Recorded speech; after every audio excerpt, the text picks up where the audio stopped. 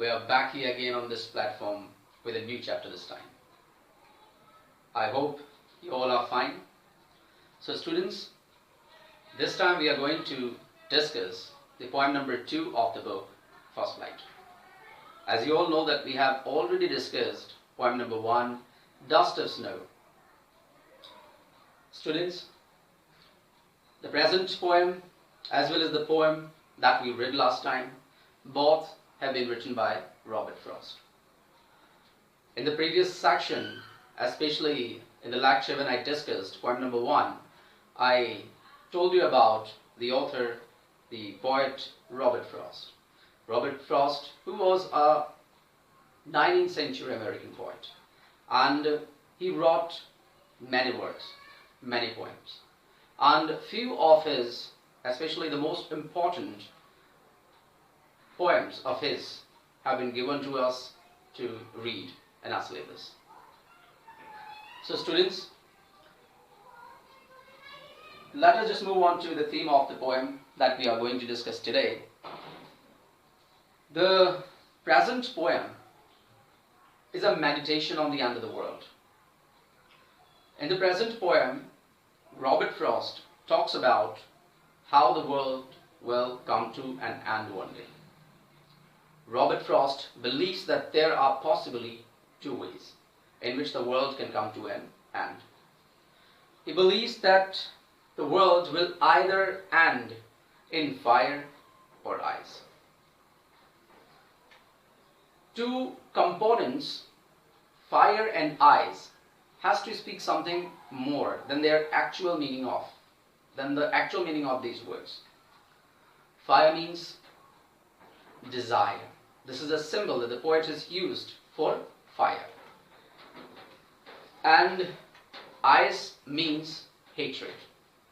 This is also a symbol, that is hatred. Hatred is a symbol for ice.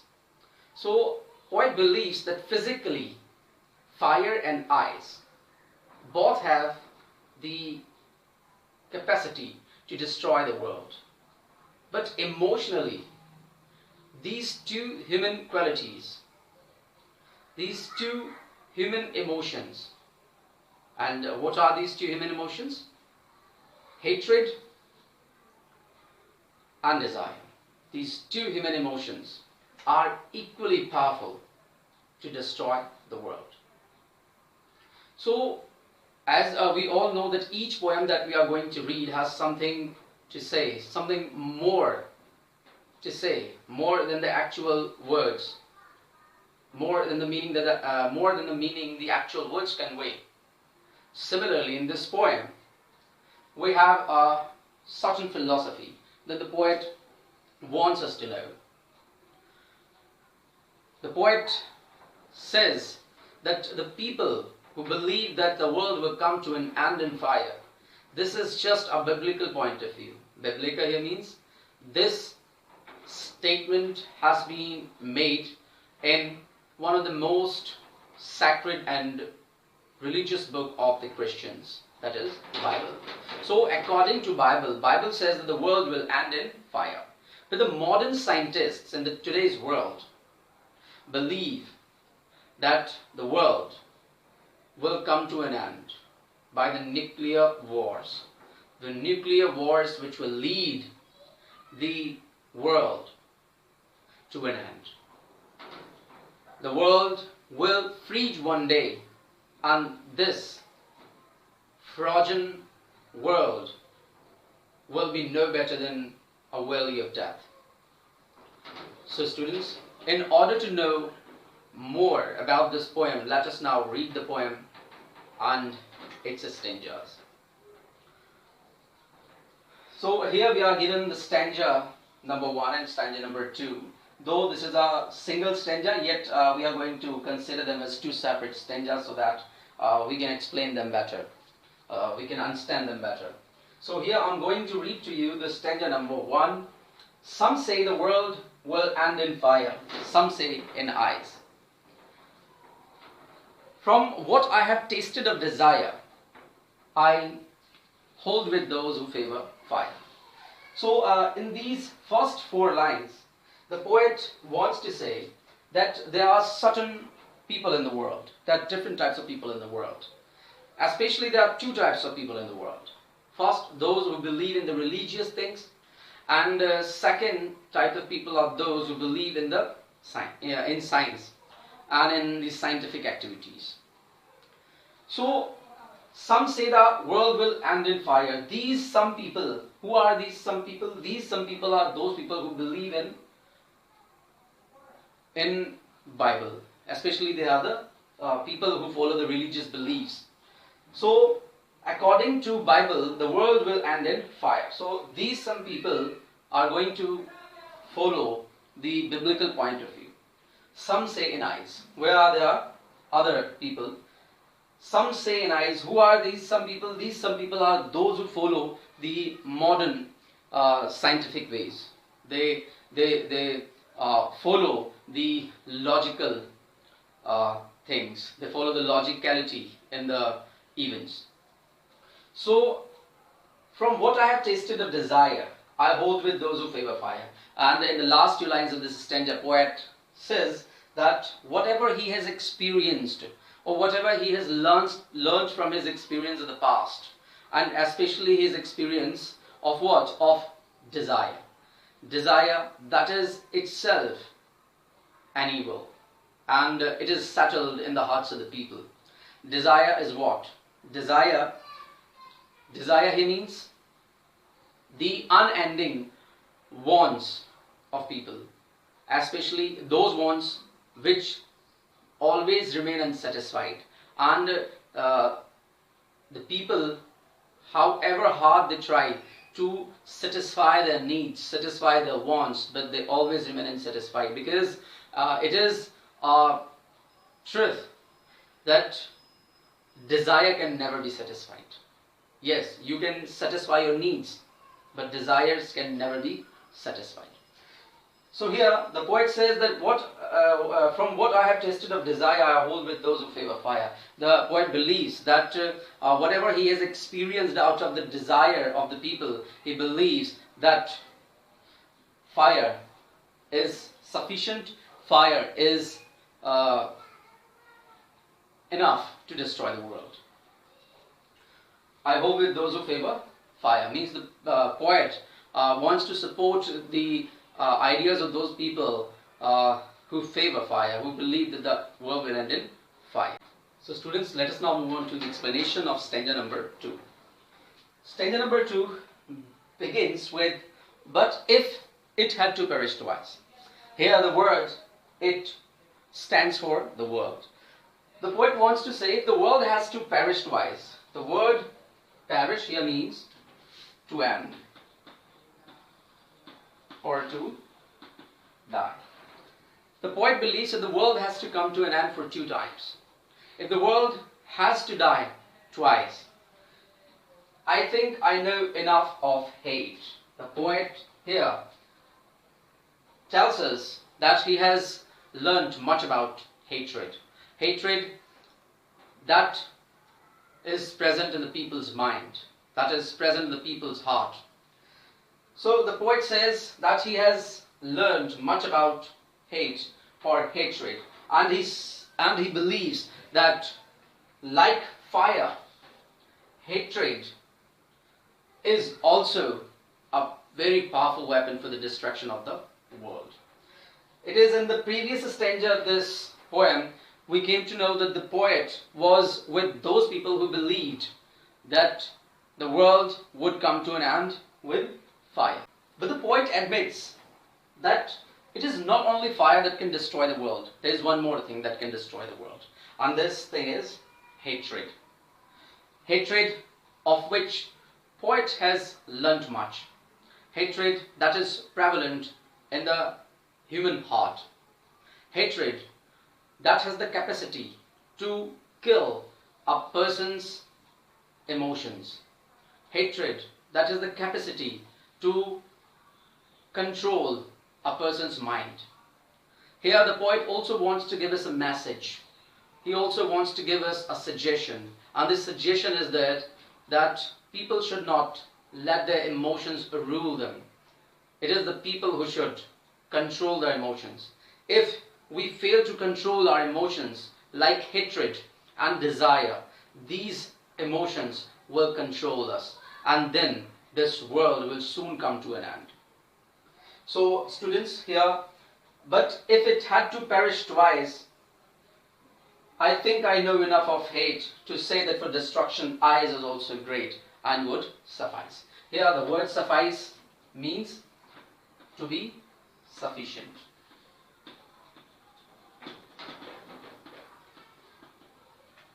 The poet wants to say, though in the previous stanza he favored those people who believed that the world would come to an end in fire, but here in this stanza poet says that hatred is also a powerful weapon that can destroy the world. He further on moves to say that for destruction eyes is also great and would suffice. He believes that just like fire can destroy the world, similarly ice is also a powerful weapon, as powerful as fire can be. So ice can also destroy the world. Here, students, we have now in this poem read about two beliefs. The one is religious belief, the second is the modern belief, especially one given by the modern scientists. So here raises a question: how is modern point of view can lead the world to destruction? The modern point of view is that the world will end in ice, and how will it happen actually? Let us now discuss it. As you all know that there are nuclear wars taking place in the world today, and these nuclear wars will have a very adverse impact on our future. How? Actually, nuclear wars are going to create destruction. Destruction in the form the temperature of the earth is drastically falling down. As the temperature falls down, what will happen? There will be winter everywhere. The sun will not rise. There will be ice everywhere. And when there is extreme cold climate everywhere, the living forms on earth will come to an end. They will die due to the lack of sunlight. Sunlight, which is a very important component which supports the life on earth. So as students, these nuclear wars will lead the world to an end. They will freeze the world to death. Students, here the poet has used two symbols in this poem. Let us now discuss the symbols. One, the poet uses a symbol for fire, that is desire. Poet uses hatred as a symbol for ice. So physically, these are physical components that can destroy the world, and these are emotional.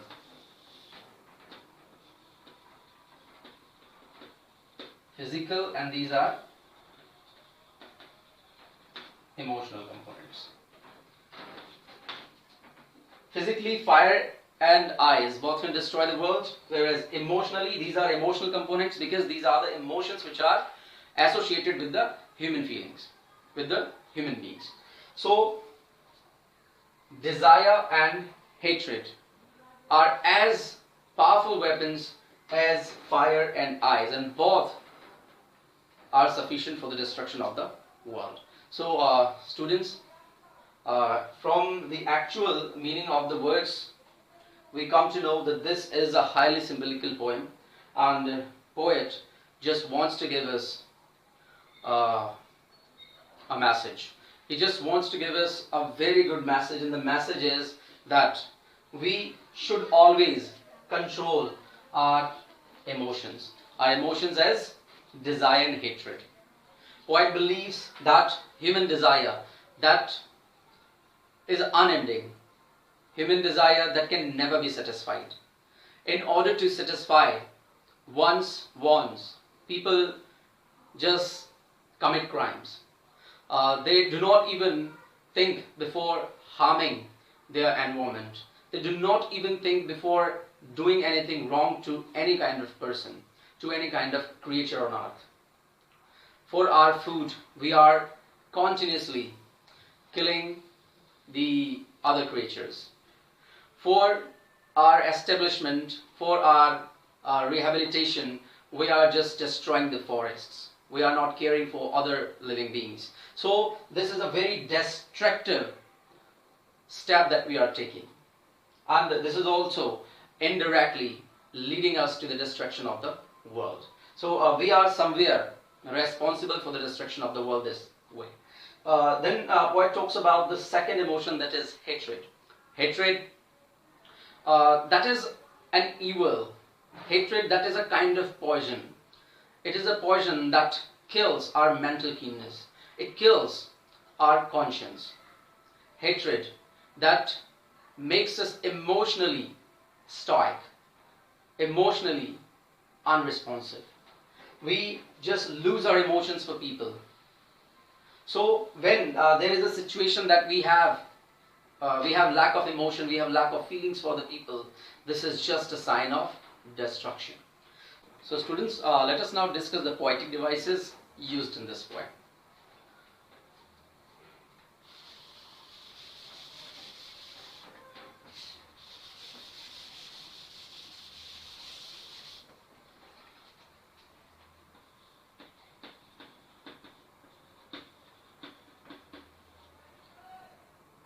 So students, the first poetic device that is employed by the poet in this poem is the assonance.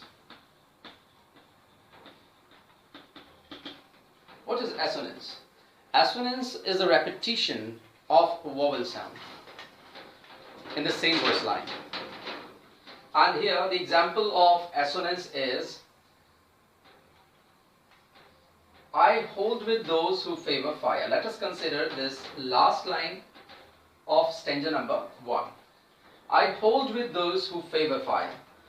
Students, in the first poem, Dust of Snow, we considered this poetic device assonance. So let us just make up your mind and think in which line do you, in which word do you think any vowel sound is repeated? Can you find it? Let us consider hold and those. Hold and those. In these two words, we can see that the sound O is being repeated. Hold, those, O, O. So O sound is repeated in both the words. Hence, we can say assonance is considered here. Now, the second poetic device. Let me here write the words hold and those. O sound I have underlined. O sound is repeated. So second poetic device is repetition.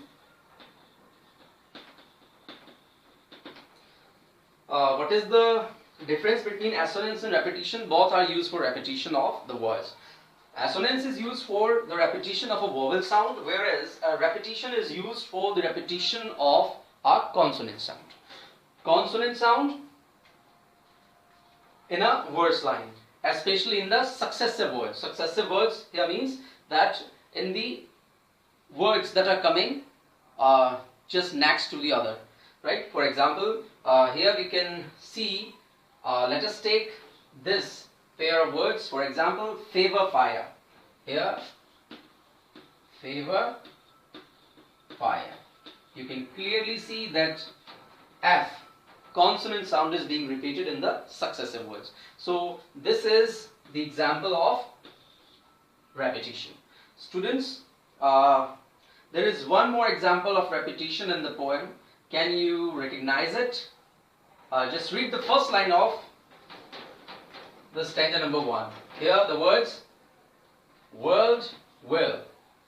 Now I hope you have understood it. This is W and W. This consonant sound is being repeated in the two successive words. So hence there are two uses of repetition in the poem. Now let us move on to the third poetic device, that is personification.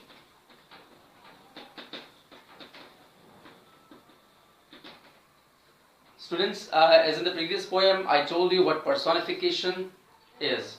Personification is a poetic device in which human qualities are applied to non-human things, inanimate things especially. So here we have already read that human emotions like hatred and desire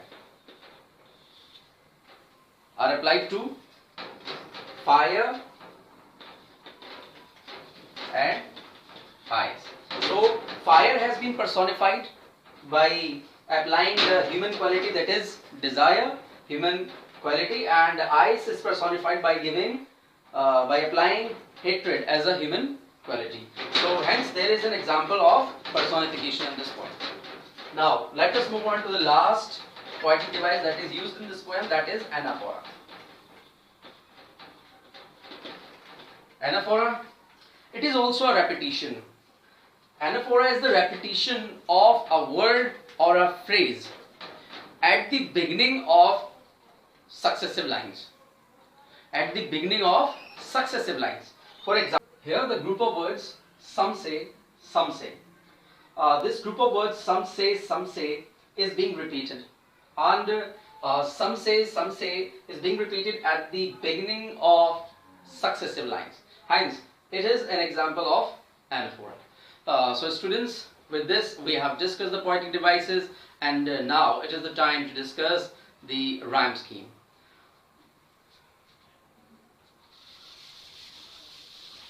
Let us now discuss the rhyme scheme of this.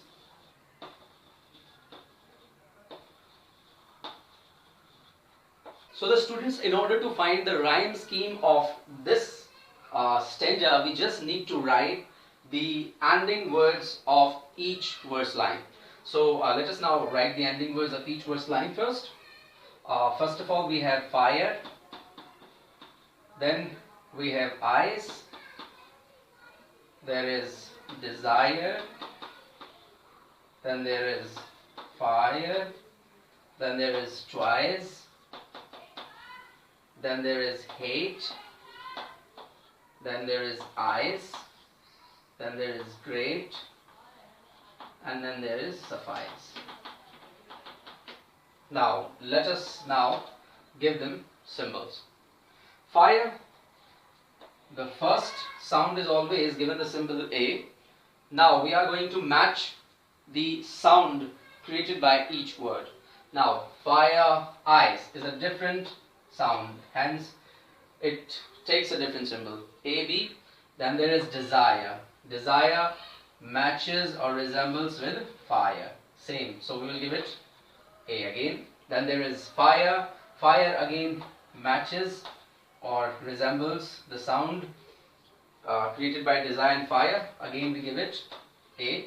Then there is twice. Twice resembles the symbol ice, hence we give it B, because ice takes which symbol? It takes B. Now there is hate. Hate is entirely a different sound. Actually, this sound has it has not been considered earlier, so it is an entirely different sound. So we are giving it C. Then there is ice. Ice is the same symbol as is given by is the same sound as is given by twice. So we are going to give it the same symbol as is given to twice. The symbol is D. Then there is great. Great is going to match with hate, so we are going to give it C again. Then there is suffice. Suffice is giving the similar sound as is given by ice, so we are giving it B. So students, you can see we have now found out the rhyme scheme of this stanza. This is A, B, A, B, C, B, C, B. So students, here we have discussed the rhyme scheme of this stanza, and if we are asked to find the rhyming words, we can simply find them out. The rhyming words are fire rhymes with desire, fire, desire, then there is again fire, only these three are the rhyming words. Then there is eyes. Eyes rhymes with twice and eyes. Again, then there is either suffice as well. Then there is hate, rhymes with great. So these are the rhyming words. So students, with this we have discussed this poem number 2 of the book First Flight. I hope I have tried to explain each and everything to you.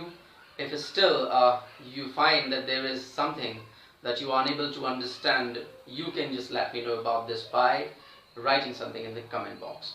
So students, with this, thank you.